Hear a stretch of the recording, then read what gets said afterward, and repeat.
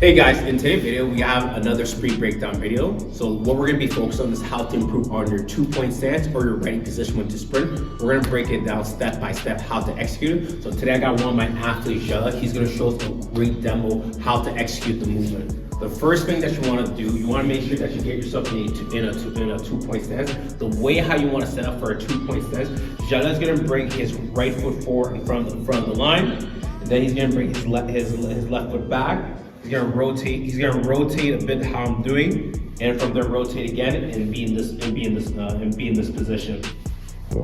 Okay.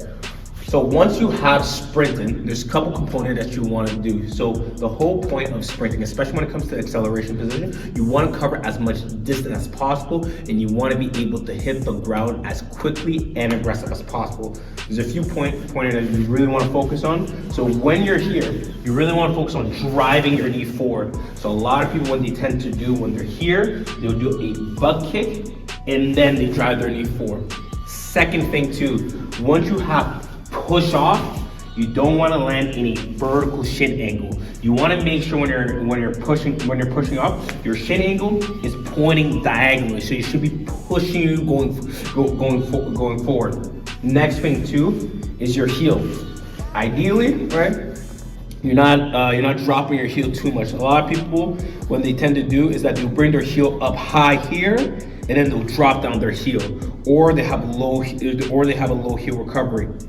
The way how you will increase your heel in terms of sprinting will differ per person. Some people really like to have a lot of space between their heel and the ground. That's a little bit hard to accomplish, especially if you're a novice sprinter, because you don't have that stiffness yet to your ankle. So what I would do is I find a distance between the heel to the ground that you personally prefer, so that you can absorb the impact correctly when you're sprinting. Because what's more important is that when you're sprinting, it's not necessarily the quickness, but it's how smooth that you can go. Because the more smoother than you can go, the more repeatable that action is. And when you can do something very repeatable, then you can increase the frequency when you're sprinting.